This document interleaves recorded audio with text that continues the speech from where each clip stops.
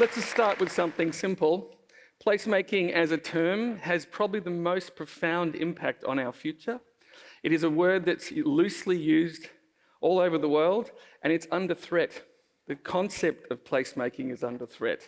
Under threat for a couple of reasons. One, it's being used as a marketing tool to sell condos, not to actually drive communities, futures, and sustainable development. The title, which was on the first slide that was some other slide, is placemaking. And I know as we go into the next decade that we need to have optimism bias, so I apologise for the cynicism sitting in placemaking as a term, and I apologise to Miles, who was a picture of optimism. But let's give it some context. I was born in the 70s, and you can do the math on how old I am. I wore polyester shirts, but I grew up in the 80s in Melbourne. Melbourne was a great, prosperous city in the 80s. It was also a capitalist moment. It was about more work, more greed, more capitalism, but Melbourne was prospering. I was naive to global events. I didn't have internet. I didn't have a telephone. And my life as a teenager in Melbourne couldn't have been more exciting and better. Of course, it was also a great time for design. Design was being revolutionised. Leaders like Gary Emery, Ken Cato, David Lancashire spun out of advertising and began the discipline of design, which I really took to and then went to study.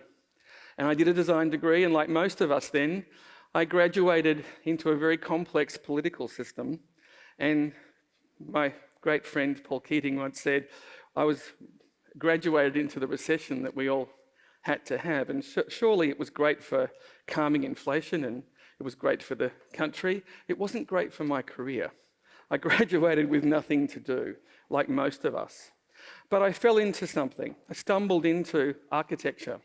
I met Darryl Jackson, who my father-in-law was working for, and he gave me a lesson in architecture. And looking around the room, I'm not sure if any of you know who Darryl is, but he did some great buildings, MCG in Melbourne, 120 Collins Street, and I fell in love with architecture. And I also fell in love with real estate. I know that sounds grubby in this room probably, but I love the idea of the permanency of architecture, the concept of making something that could sustain a city, sustain a community, ignite something in people, something human. And I also got invested in the idea of placemaking, although it wasn't a term that was readily used when I graduated from college. Unless you were living under a rock between 2000 and 2010, you would have noticed a dramatic change in Melbourne. The landscape of Melbourne changed dramatically. I, of course, rode that wave as an agency, loved real estate. If you look at this Grattan Institute chart, not a lot of growth between 1970 and 2000. And then, of course, property values and towers rose in this city over a 10-year period, putting it to its absolute limit. We put 1 million more people into the city. Imagine moving Adelaide to Melbourne over 10 years. Everyone in Adelaide moved to Melbourne.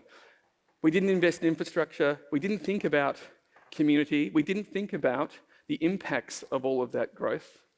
And developers, God bless them, didn't have the capacity to solve some of those bigger issues of placemaking. I was part of a process where towers hit the ground heavy. They hit the ground next to each other in numbers, but no developer talked to each other.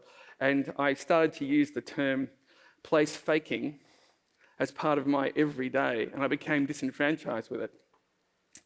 So in 2013, I called it as it was, and I called it as my era of discontent, which was I was dissatisfied with what was happening in my city.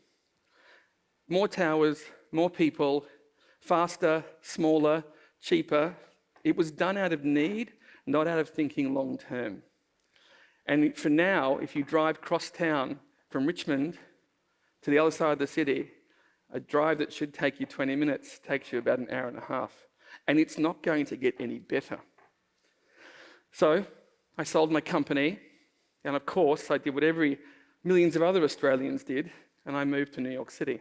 And I've been there for 7 years. And I did that for a couple of reasons. One, I wanted to go and find the origin of this word. I wanted to understand the complexity and the ideas around what placemaking was and how I could make a greater impact on product.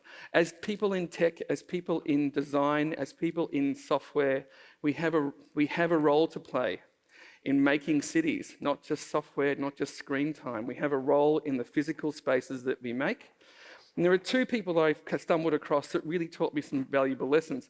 Placemaking's been around since 1961. Jane Jacobs wrote a book called The Death and Life of an American City. In that book, she talks a lot about social inequity. She talks a lot about the ideas of urban systems, nothing to do with architecture. Placemaking has nothing to do with bricks and mortar. It is all about experience, and it's all about human-centered design as a concept. William Holly White, for Projects for Public Spaces, really invented the concept of public space and the importance of space, the absolute importance of space, in getting people to connect to where they live, to connect with each other, and it had, again, nothing to do with architecture. He talks about it as a sort of overarching idea, a hands-on tool that can help communities transform. And he thinks about it in the concept of a transformative concept that can help sustainable growth and really get communities to thrive in the heat of massive change. During that research, I also discovered a wonderful Toronto geographer from the University of Toronto called Edward Ralph. Lorraine and I talked about him yesterday. We had a great discussion yesterday. A really pioneer of placemaking. He wrote a book called Place and Placelessness. And it talks a lot in his book about the profound way people connect to their environment and why it's important for people to connect to other humans. And it, again, has nothing to do with making architecture, making buildings. It's all about the system, not the buildings. And there are two types of placemaking activity in the book that's really worth talking about. One is vernacular practice, which is the organic nature of place.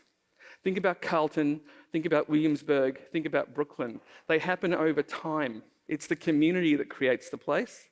Through innovation and concepts of innovation, they create great places. But of course, with the growth and rate of populace, we have to do ground-up places, which is really about design. When you're building things from the ground up, you have to invent huge swathes of land. You have to invent office. You have to invent places to live, and you're inventing it from the ground up. The problem with it is people try and mimic the vernacular places, and that's not good either, because they become contrived. When you try and apply identity to a place with no authenticity, the community can smell it a mile away, and they're everywhere. And no one's gluing it together. People called Edward Ralph and a lot of his cohorts humanistic geographers. They weren't architects, they weren't planners. They were people that were interested in the idea of place, human connection, and the physical nature of being around other tribe members. And as with all the technology that we have, it's still a human condition to want to be around other humans. The term placemaking has only really been elevated in the last 10 years. This is a search on the word placemaking at the University of Toronto. In the last 10 years, it has 10x'd in research. People are interested in what placemaking can do. And Edward Ralph talks a lot about the possibility of place, but he also talks about the very true problem of gentrification. It's developers using place as an idea to draw the creative classes, push prices up, and the sad output of that is that relatively poor people get displaced and they move away from our centres. What the government did in that notion is invent the Affordable Care Act. And the thing about affordable living is it's fine to say to a developer, please make 20% of your development affordable. The problem with it is when you get rent-controlled housing like that, the people living in there can't afford to live in the district they're in. As a simple little example, this is not a piece of data, this is an example I had. I met someone on a train who had 10 bags of shopping in the subway in New York. We got talking, and he'd been on a 30-minute trip from Soho in a rent-controlled apartment to the back of Queens to buy his groceries because he couldn't afford anything at the ground floor. This is a policy problem that the government need to sort out. You can't enforce a developer to have affordable housing and then leave the person in the house to deal with the lack of affordability at the ground plane. We're also facing in placemaking, and you've heard probably a lot of this in the last 2 days, an existential crisis, which is sort of a tipping point of technology. And Tristan Harris, who it was an article in the Weekend Australian last week about this notion of attention capitalism, brands bombarding everybody in screen means that people aren't looking up. It's a heads down culture. They're more interested in what's happening here than what's happening in their surroundings. So those things are pressuring the idea of the process of placemaking. And there are 4 key threats. One is, I call it a hand-on-heart, hand-on-wallet conversation. Most people in development and in government, it's not just developers, it's government, have their hand firmly on the wallet and not on the heart. And you know this because if you look at research in New York, developers are using cities like the stock market. They're placing money in cities like the stock market. Half the condos in New York City in the last 5 years remain unsold, but no one seems to care because they know the scarcity of property. Well, ultimately someone will buy it. The issue is these super towers hit the ground and they push culture out from the bottom because there's no one living in there. This is a huge problem. Attention capitalism, the shocking addiction of it means there's isolation, mental health, problems that really affect our communities and the places we make. And then the last one there, or the third one there, short-termism. We think in political terms, not in long terms.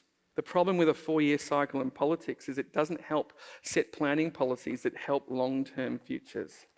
And it's become a real issue. And the last thing is we put too much pressure on architecture and architects.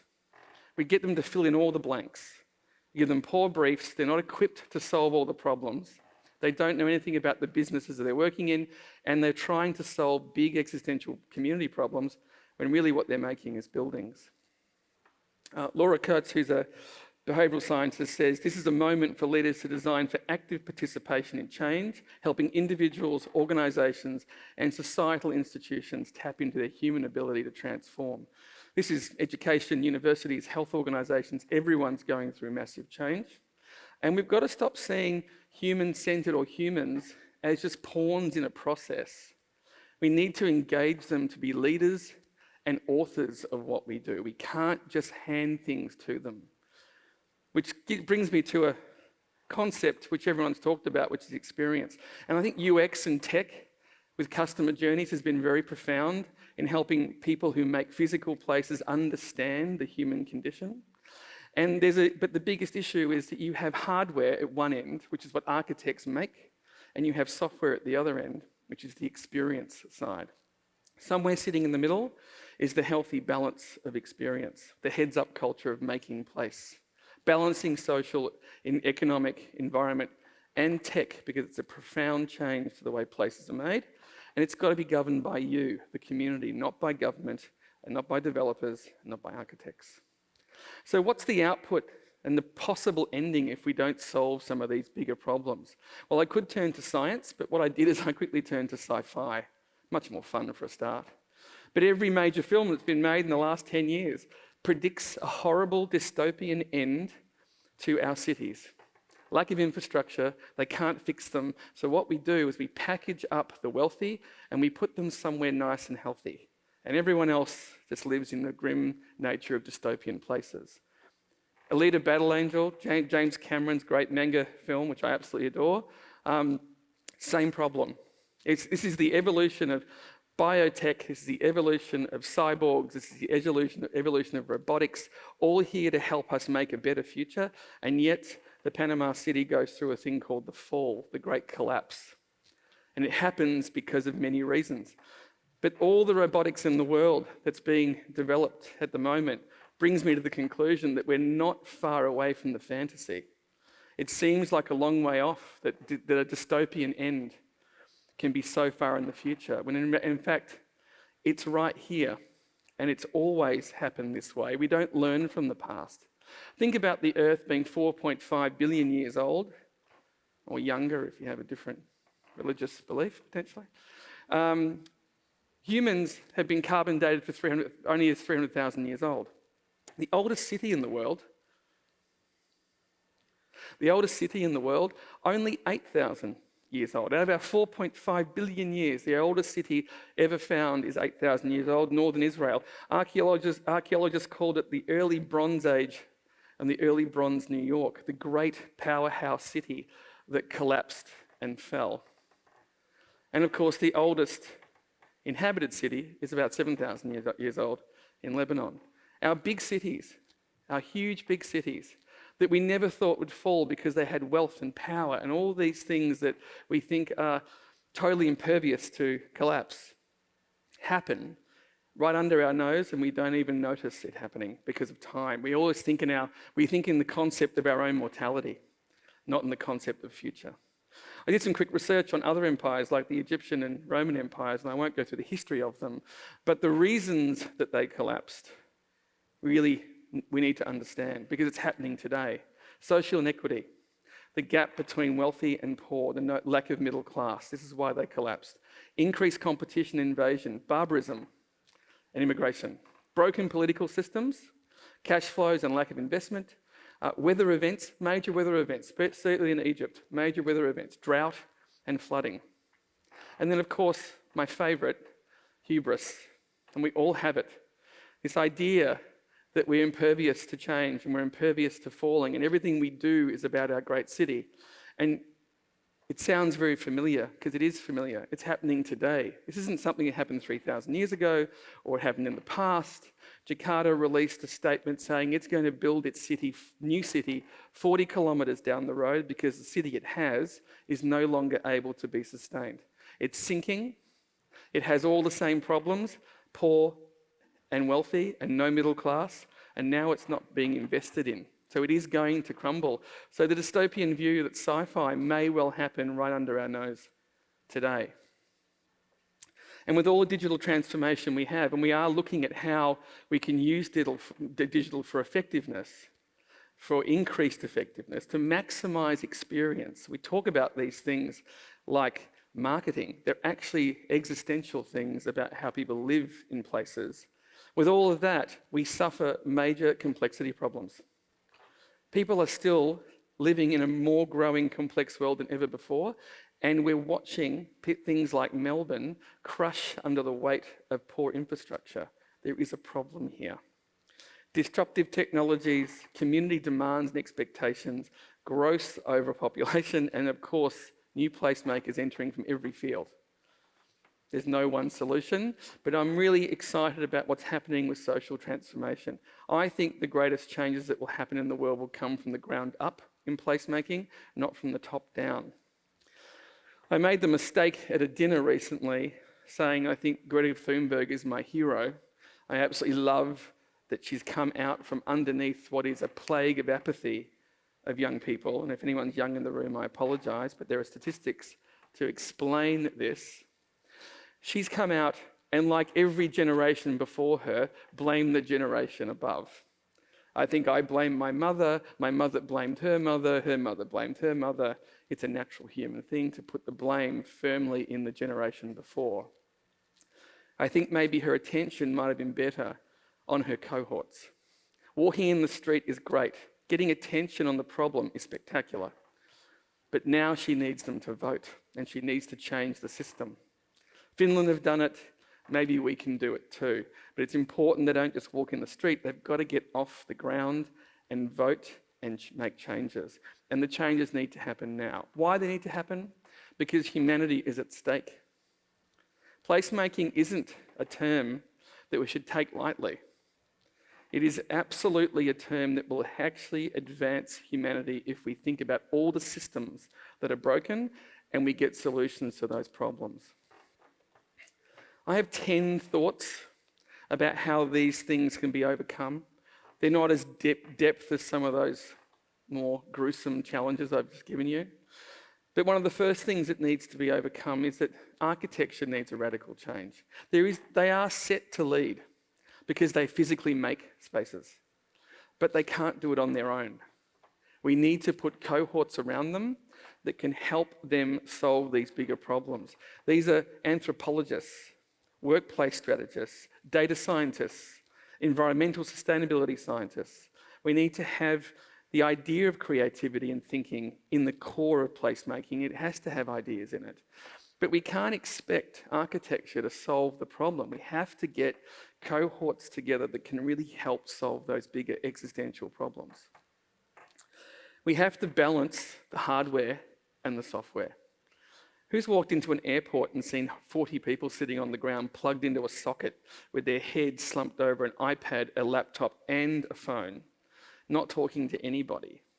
It's an absolute heads down travesty where there's no time for anything to do with human life. Even at an airport where you think you've got time to spare, everything is about work and attention capitalism. The beauty of placemaking is it does give people an opportunity to have their head up and look forward to what's happening in the world. Be active and participate in the physical places we make. Don't sit with your head down and blame other people. It has to be about your changes. We have to fight against globalism a lot. There's a great demise of character happening. And there's a great demise of identity happening where we're homogenizing some of the biggest places in the world. Airports is a good example. This is a trip that I recently took to 4 airports over the course of 6 months. And I can interchange those airport names very easily. When I go, I'm old enough to remember going to Dubai, Denpasar, and having to kick chickens out of the way in an outdoor airport and loving every part of that experience. Now it's sanitized. There's a Gloria Jeans in every single airport. And when I go to Turkey and I expect bread and coffee and the smell of Turkey to be there, I'm met with Gloria Jeans and McDonald's. It's not just about the architecture, it's about the content. It's experience. I think we have to look as makers, as software engineers, as data scientists, we have to look beyond briefs. No brief is coming to you that's going to solve some of these bigger problems. It's up to you. This is not a job. This is about how we're going to actually make demonstrable change to the way we create place. Because work is life, airports are cities, airports are identities, living is hotels, hotels are living. There is no single use anymore. We don't make radical single-use buildings, and we can't. There's too much flexibility here. Buildings are no longer the single-use mechanism they used to be. Experience is the constant, and change is the constant. We have to think about well-intentioned content. And I use this great example of every table, which is kind of like the Uber Eats Seamless in New York. It's a wonderful idea. This concept that social equity isn't about being socialist. We shouldn't deprive people who don't have the same economic position as us from all the great things that we can create together. Every table delivers the same salad to someone in the Upper West Side, to someone in Queens, but the pricing's different. The pricing is regional. They've done incredible deals with all their back of house, and you're delivering something in Queens the same quality as the Upper West Side. The person here has a better economic situation, they pay full price. People over here pay a bit less. It's a new concept. I don't know how they've done the business plan on this, but the idea of equity for all is important. We have to be more neighbourly. We can't create places from behind desks. We absolutely can't sit behind a desk and tell someone how they should live. You have to get into the neighbourhood. The one thing I learned in New York, which is really important, is, this is a project I worked on called Seaport down in New York City, is that nothing is set. You have to plan for adaptive use. But most important, you have to go into the neighbourhood and talk to people. You can do everything you can to gather data and tell you what's going on in the neighbourhood, but until you go and touch it, smell it, feel it, be in the neighbourhood, you won't really know the character of the place. We adapted a physical building we were given, wasn't a great building, into a public park, which took a lot of policy changing, a lot of government negotiation to open up what is fundamentally a private space and to give it back to the public and give it back to them in a really grand way. I think it's also important, and there's probably a lot of researchers in the room, to think about the idea of research as just being a data input, not the brief. When you get the research, you have to analyse it the right way. What I mean by this is, every year at Seaport, and again I'm going to use this example because it has a huge populace around it, Every year at Seaport for the last 86 years, they had a tree lighting. And let me tell you, a Christmas Christian tree lighting. This is in a city that's full of Jewish people. So huge Christmas tree lighting. And every year in the winter, we put the tree up at a huge cost. We cut down trees. We made a Frankenstein tree out of 20 trees, which is horrifying to me. And 400 people would turn up in the snow, in the weather.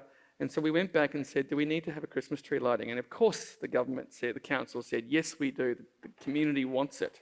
I said, but no one's turning up. No one cares. No one's coming. So we went to Symmetry Labs and we put in what I call the sun back in winter, and we put a sculpture in the middle of the street. We invited people down, and 6,500 people came to see it in the snow and the sleet. People are interested in everything beyond the physical buildings. Absolutely, art is a great leveler for community. There's nothing more seminal.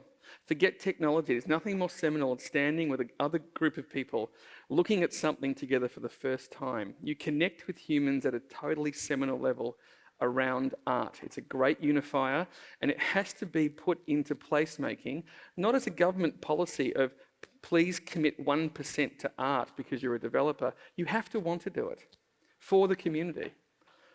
No plop art.